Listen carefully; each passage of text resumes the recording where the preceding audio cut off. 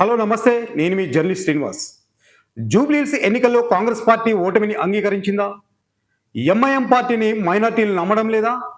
అజదుద్దీన్ ఓవైసీ అవకాశవాద రాజకీయాలపై మైనార్టీలో క్లారిటీ వచ్చిందా?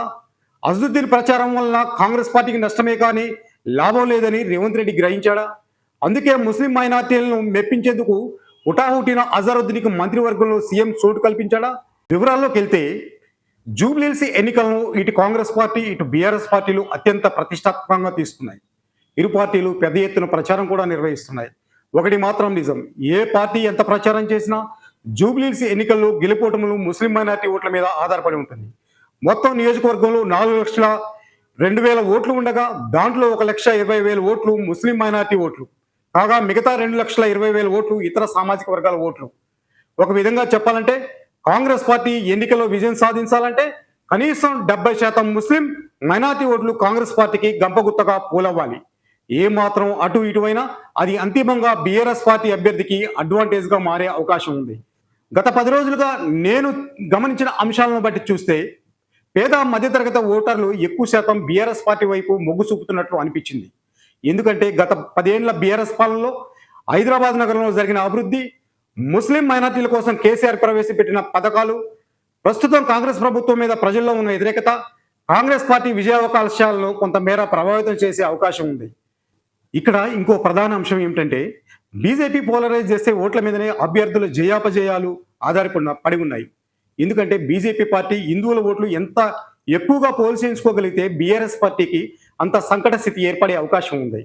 అందుకే నిన్న అజరుద్దీన్ మంత్రి పదవి ప్రకటించగానే ఉప ముఖ్యమంత్రి మల్లుబట్టి విక్రమార్క, పిసిసి అధ్యక్షుడు మహేష్ కుమార్ గౌడ్ ప్రెస్ మీట్లు పెట్టి అజరుద్దీన్కు మంత్రి పదవి రాకుండా బీజేపీ అడ్డుకుంటుందని బీజేపీకి జాగీలు పెట్టి లేపే కార్యక్రమం చేపట్టారు. ఎందుకంటే కట్టర హిందువుల ఓట్లు బీజేపీ పార్టీకి పోలరైజ్ చేయడం ద్వారా బీఆర్ఎస్ని కట్టడి చేయొచ్చనే ఆలోచనలో భాగంగానే అంత పెద్ద ఎత్తున బీజేపీ పార్టీని టార్గెట్ చేశారు. ప్రధానంగా కాంగ్రెస్ పార్టీ యాదవ్ సామాజిక వర్గం ఓట్లు ముస్లిం మైనార్టీ ఓట్లపై ఆశలు పెట్టుకుని ఉంది. యాదవుల ఓట్లు నవీన్ యాదవ్కు అవుట్ రైట్ పడతాయనుకున్నప్పటికీ ముస్లిం మైనార్టీ ఓట్లను ఎంత మాత్రం తనకు అనుకూలంగా పోల్ చేయించుకోగలుగుతాడనే అంశం మీద కొంత అనుమానం ఉన్నట్లు ప్రచారం జరుగుతుంది.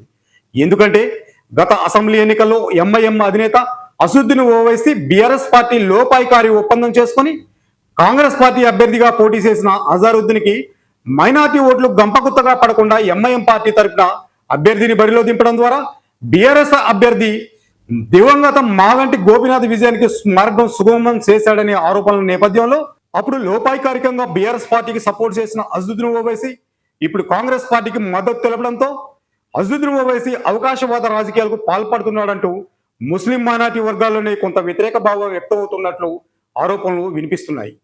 దీంతో అజదుద్దీన్పై ముస్లిం మైనార్టీ వర్గాల్లో ఉన్న వ్యతిరేక భావం నవీన్ యాదవ్ విజయంపై ఎలాంటి ప్రభావం చూపుతుందనే అంశంలో ప్రజల్లో రకరకాల చర్చలు సాగుతున్నాయి.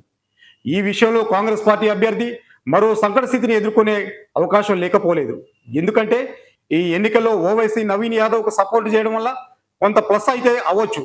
కానీ ఇప్పటిదాకా కాంగ్రెస్ పార్టీకి మద్దతుగా నిలిచిన హిందువుల ఓట్లలో చీలిక వచ్చే ప్రమాదం లేకపోలేదు. ఇటు కాంగ్రెస్ పార్టీకి ఓటు వేయలేక అటు బీజేపీ పార్టీకి ఓటు వేయడం ఇష్టం లేక ఆ ఓటు బీఆర్ఎస్ పార్టీ వైపు టర్న్ అయితే మాత్రం ఆ కాంగ్రెస్ పార్టీ గెలుపు మీద తీవ్రమైన ప్రభావం పడే అవకాశం ఉంది. ఇక్కడ బీఆర్ఎస్ పార్టీకి ప్రధానంగా కలిసి వచ్చే అంశం ఏమిటంటే ముస్లిం మైనార్టీలో గట్టుపట్టు ఉండి వేల మంది కార్యకర్తలను జమ చేయగలిగిన కెపాసిటీ, ఎంఐఎం పార్టీకి బద్ద వ్యతిరేక అయిన సోషల్ మీడియా ఇన్ఫ్లుయెన్సర్ సల్మాన్ పార్టీలో చేర్చుకోవడంతో ఎంఐఎం కాంగ్రెస్ పార్టీకి మద్దతు తెలిపిన బీఆర్ఎస్ పార్టీకి నష్టం కలగకుండా నిరోధించుకోగలిగింది అనడంలో ఎలాంటి అతిశయోక్తి లేదు. ఏది ఏమైనా ఏ సమీకరణలు ఎటు మారతాయో తెలియని స్థితిలో డబ్బు అధికారం ఒకవైపు, సానుభూతి మరోవైపు కలగలిపి సాగుతున్న ఈ ఎన్నికల్లో ప్రజల మద్దతు ఎవరికి ఉంటుందో, విజయం ఎవరిని వరిస్తుందో తెలియడానికి ఎన్నికల ఫలితాలు వచ్చేదాకా వేచి చూడాల్సిందే.